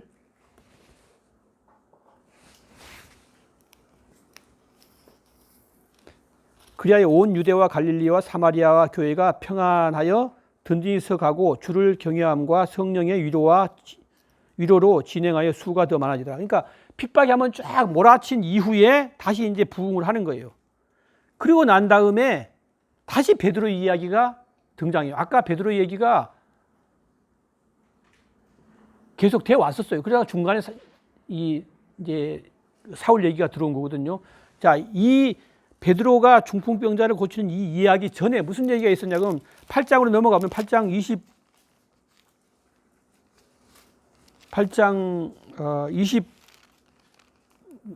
25절을 보면 그 앞에는 뭐냐면 빌립이 사마리아에서 전도를 하고 베드로와 요한이 그 사마리아를 방문해서 성령 세례를 줬다고 했죠. 아까 그 얘기에서 끝나고 난 다음에 그 다음에 사이에 이제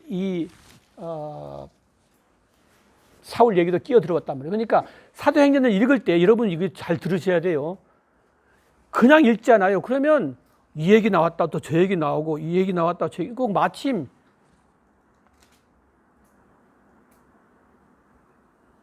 이 얘기 안 하려고 그랬는데 배고플까 봐. 시루떡 있죠, 시루떡.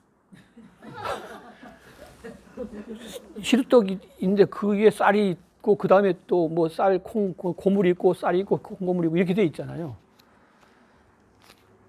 침 넣으면서 침 삼키는 사람이 두 사람 있는데 이 사도행전이 그렇게 돼 있거든요. 그러니까 읽기가 그래서 지금 자꾸만 이게 인물들에 대한 행적을 미리 제가 가이드를 해주는 거예요. 이렇게 흐름이 있더라라고 지금 이거 읽지만 그 다음에 이렇게 된다더라라고 하는 거 알고 읽으라고. 안 그러면 이게 쭉 읽기가 쉽지 않다는 거죠. 그래서 지금 이제 다시 베드로 이 얘기가 나오는데 베드로가 그 사마리아에 들려서 성령 주고 난 이후에 베드로 그 예루살렘 교회에 머물고 있다가 어디로 가느냐 그러면 베드로의 행적을 한번 볼까요? 양괄호 3번을 보면 3번 한번 같이 읽어봅시다. 양괄호 3번 사울이 시작. 자, 이 말이 뭐냐 하면 여러분 소설을 읽다 보면 전환이 이루어지잖아요.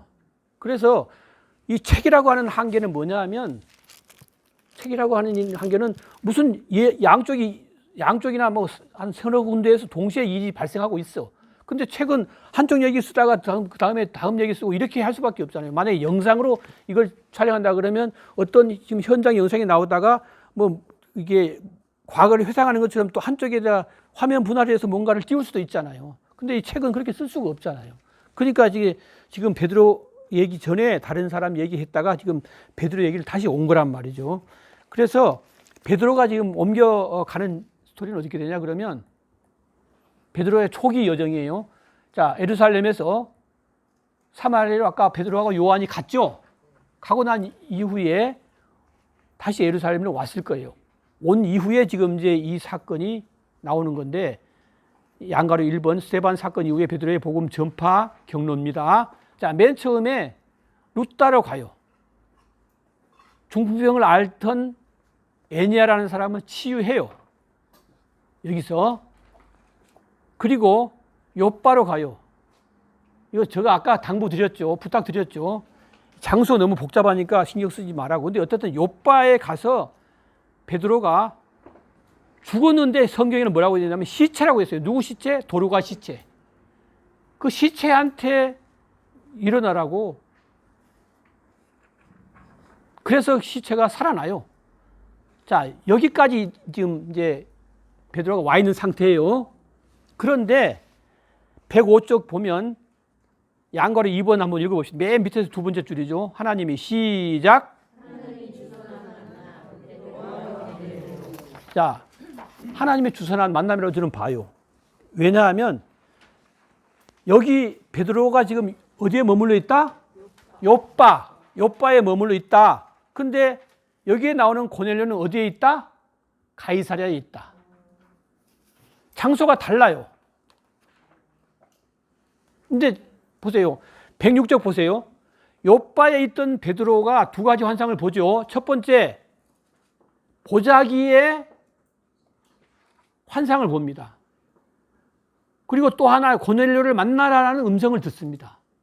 이 두 가지가 요빠에 있을 때 베드로가 이것을 경험해요. 근데 이때 베드로가 요빠에 있을 때 고넬료는 가이사랴에 있어요. 똑같은 시간, 시간대예요. 근데 가이사랴에 있던 고넬료한테 뭐라고 보여주냐 그러면 요빠에 지금 베드로가 있어. 그러니까 베드로를 초청해. 이렇게 천사가 알려줘요. 근데 베드로가 요빠에 있을 때 환상을 보여주는데 알다시피 땅에 네 발 달린 짐승, 걸어다니는 짐승, 그리고 기어다니는 짐승. 근데 유대 율법으로는 베드로는 유대인이었어요. 그러니까 율법의 잔재가 아직은 남아있어. 예수를 그렇게 크게 경험하고도 유대교에서 강조하는 것을 지켜야 된다는 부담이 있어. 이때도 있었어요, 부담이. 왜 이때도, 그러니까 이런 부담이 있었다는 얘기를 왜 하느냐 그러면 땅에 기는 것 중에, 땅을 걸어 다니는 것 중에서 금하는 게 있거든, 유대교에서. 먹어서는 안 되는 거. 그럼 그걸 다 먹으래. 또 기어다니는 거는 가능하면 뭐 뱀 이런 거 못 먹게 돼 있잖아요, 유대교에서는. 또 공중에 나는 새도 먹을 것과 안 먹을 것이 있거든요. 여기에 레위기 보면 다 그런 게 나오거든요. 그런 것들을 다 알고 있어요, 베드로는. 유대인이기 때문에. 근데 그걸 통째로 내려온 걸 먹으라는 거예요. 근데 그때는 그냥 동물을 먹으라는 것 이외에는 베드로는 이게 무슨 뜻인지 몰랐어. 성경에 그렇게 나와요. 아직 베드로가 몰랐다고 나와요. 고넬료를 만나기 전까지는.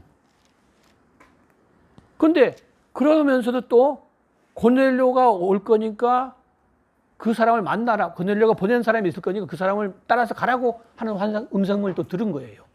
그런데 또 그렇게 해놓고 하나님은 또 가이사랴에 있는 고넬료한테 너 요빠로 베드로가 있으니까 그 사람 베드로 초청하러 사람을 보내라고 그렇게 했단 말이죠. 그러니까 참 하나님이 참, 근데 실제 살고 보면요, 간증 들어보면요, 이런 하나님의 역사를 경험한 사람도 있더라고요. 뭐 예를 들면 이사를 한다, 뭐 아니면 뭐 다른 걸 한다고 할 때 하나님 역사에서 이렇게 됐다는 걸 경험한 사람 간증을 들어본 적이 있거든요. 어떻든 베드로는 굉장히 아마 갈등했을 거예요. 유대교 전통에 의하면 뭐 이거 어떻게 먹어 이거를.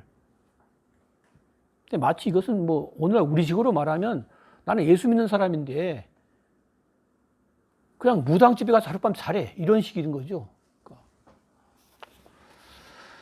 그러니까 베드로가 오죽하면 처음에 그럴 수 없어요 라고 말했어요. 근데 그럴 수 없어요. 난 그럴 수 없나이다 라고 말했는데 그걸 한 번만 말한 게 아니야. 3번이나 말했어. 하여튼 베드로는 3번을 좋아하나 봐. 그 내용이 사도행전 10장에 나와 있죠. 그래서 결국은 만나게 됩니다. 만나게 되는데 106쪽에 동그라미, 점핑종 가이사랴 밑에 동그라미 만남의 결과가 어떤가? 고넬료를 포함한 이방인들에게 성령이 임합니다. 방언을 말합니다. 하나님을 그들이 높여요. 그러니까 고넬료가 막연하게 유대교가 좋아서 하나님을 경외하는 사람이었어요. 그러면 유대교식 신앙이었어요. 예수를 몰랐어요. 근데 예수를 몰랐다는 말은 예수를 믿지 않았다는 말이에요. 예수 소문을 들었겠죠. 근데 이 이방인인 고넬료가 사람들이 고넬료만 있었던 게 아니거든요. 많은 사람들이 있었거든요. 근데 거기서 성령이 임한 현장을 본 거예요. 이것이 아까 사울은 개인적인 신앙의 전환점이 됐어. 가치가 완전히 전도됐어. 뒤집어졌어. 가치관이. 근데 여기서의 현장은 유대인들에게만 머물렀을 것 같은 이 성령, 복음이 이방인에게까지 전해지는 전환점이 이루어진 거예요. 그 사실을 베드로는 본교회 유대교회 예루살렘 교회에 가서 보고를 합니다. 그 보고하는 내용이 사도행전 11장에 나와 있어요. 그 보고 내용이 뭐겠어요? 간단하잖아요. 와, 나 대단한 경험을 했어요. 지금까지 성령이 우리 예루살렘 안에 유대에만 머무는 줄 알았더니 이방인에게 성령이 임하더라고요. 하나님은 이방인에게까지 복음을 전하라고 했나 봐요. 하고 자기가 경험한 것을 간증을 하게 되는 내용이, 그게 그냥 얘기하면 간증인데 유대 교회의 지도자들 앞에서 이 얘기를 한 거예요. 그게 보고가 된 거예요. 그 내용이 지금 사도행전 11장에 나와 있는 내용이라는 겁니다. 사도행전 11장 15절 한번 찾아볼까요? 11장 15절.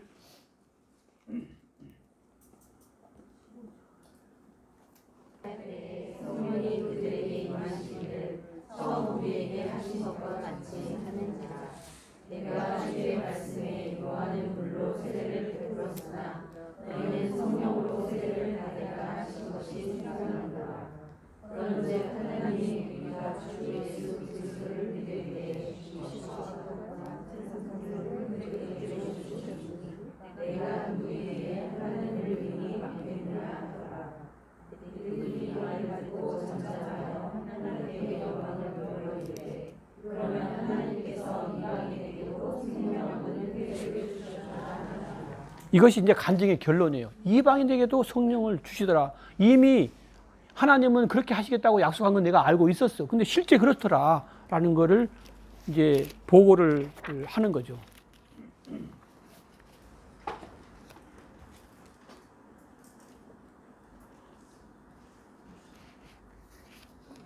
그러면서 이제 본격적으로 이방인에게 복음이 전해지는 것을 허용하는 이제 분위기가 된 거예요. 근데 한편으로는 이미 이방인에게 복음이 전해지고 있었어요. 그것이 누구에 의해서 전해졌냐 그러면 헬라파 유대인들이 흩어졌다 그랬지 않습니까? 근데 그들이 이름도 잘 기록되어 있지 않은 사람이 무명인들이에요. 그 사람들이 쫓겨갔는데 어디로 쫓겨갔느냐 하면 이렇게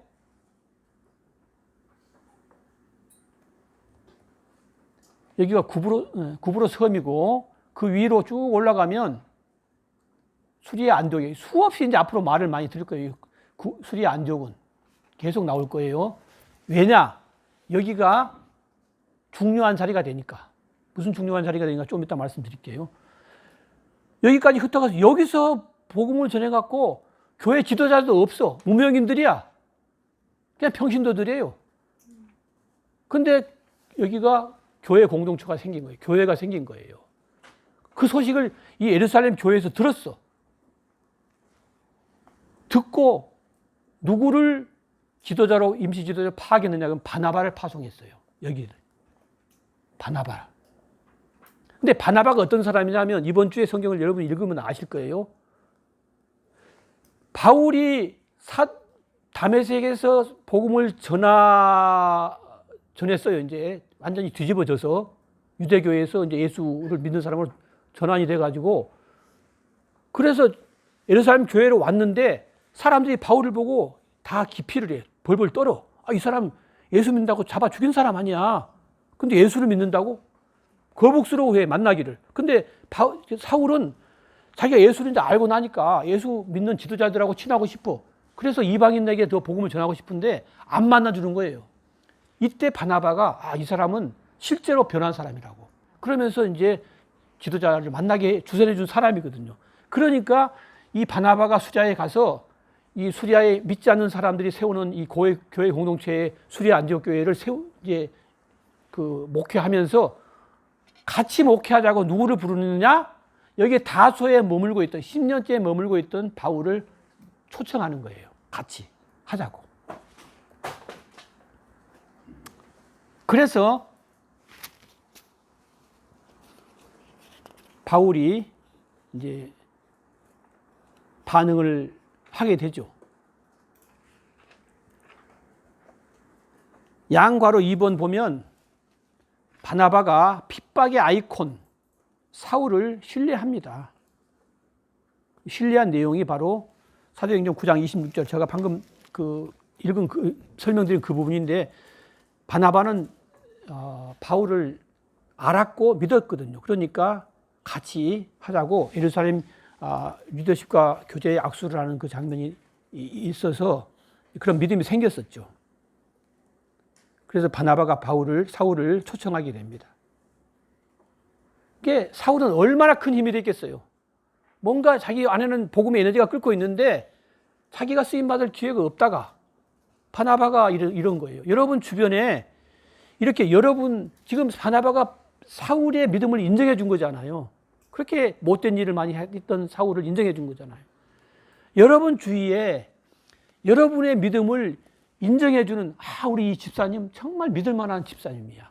인성도 믿을 만하고 인격도 믿을 만하지만 믿음이 믿을 만해. 그렇게 인정해 주는 사람이 단 한 사람만 있어도 자기는 신앙생활 성공한 사람이죠.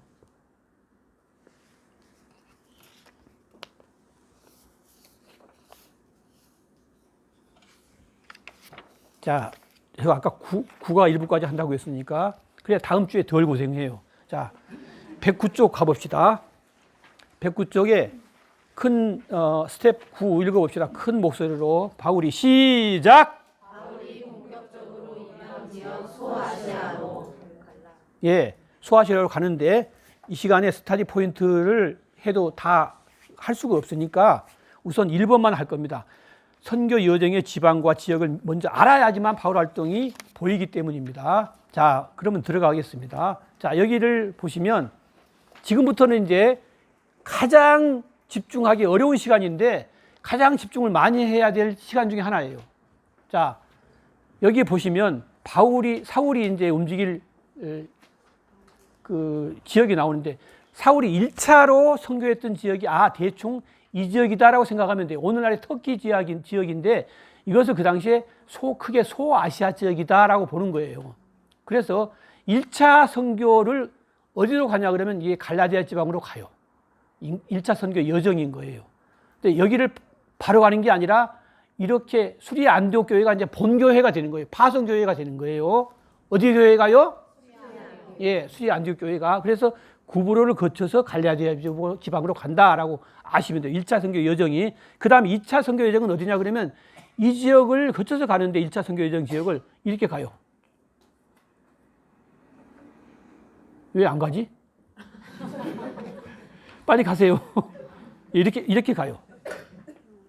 다시 보시면 자, 이렇게 가요. 이렇게 가요. 이렇게 갔다가 이렇게 가서 다시 돌아오게 돼요. 3차 선교 여행도 거의 2차하고 비슷해요. 근데 목적이 좀 달라요. 간 목적이. 이게 2차 선교 여정이고 3차 선교 여정은 자, 이렇게 가요. 그래서 처음에 바울의 1차, 2차, 3차 선교 여정은 다 대충 머릿속에 이 정도만 알면 돼요. 처음부터는. 그리고 4차 선교 여정은 이제 여기 안 나오는데 이게 그레데를 거쳐서 에베소에 들리는 정도로 확실히 나와 있어요. 정확한 거는 몰라요. 어디를 갔는지. 그 이외에는. 그래서 그런 정도로 이제 다음 시간에 이제 이어지는데 중요한 것은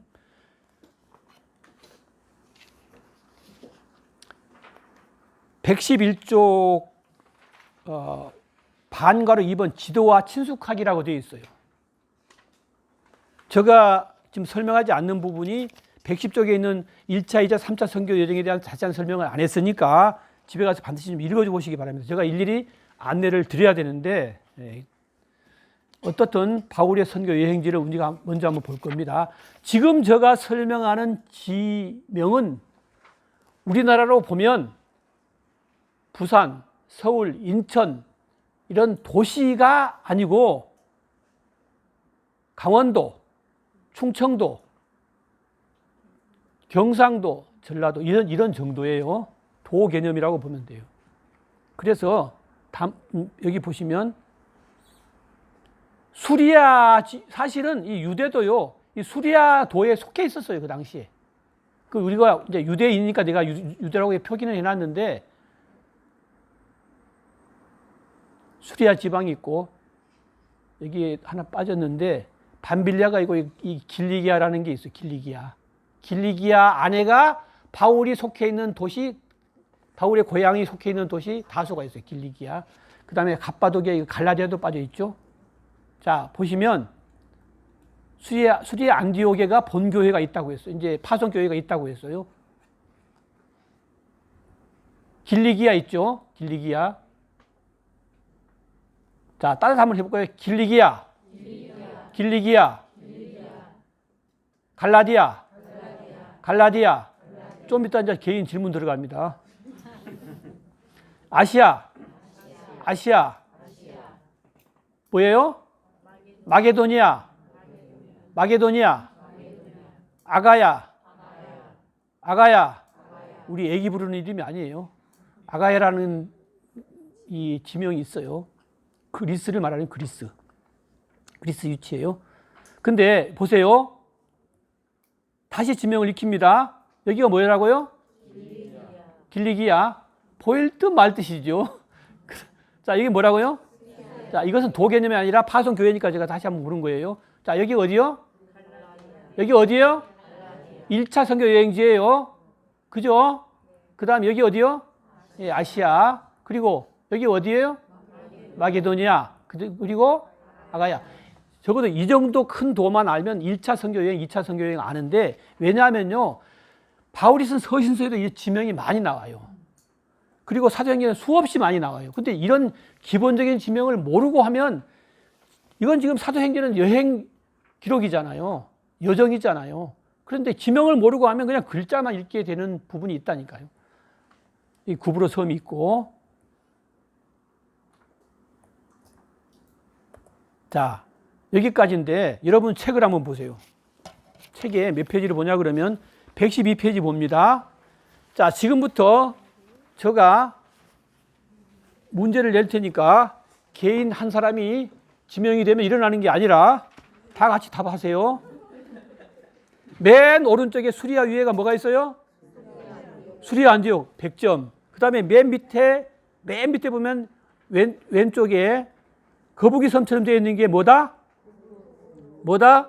구브로다. 구브로 바로 위에 비슷하게 되어 있는 게 뭐다? 길리기아. 좋아요. 길리기아 바로 옆에 갑바도기아 옆에 있는 게 뭐다? 갈라디아. 아주 좋습니다. 그 다음에 갈라디아 옆에? 오, 예. 바다 건너서 맨 위쪽에 뭐예요? 마게도니아. 그리고 맨 밑에는? 아가야. 여러분 뒤에 돌아서 시계를 보세요. 시계 보세요. 아, 잘 끝냈죠? 박수.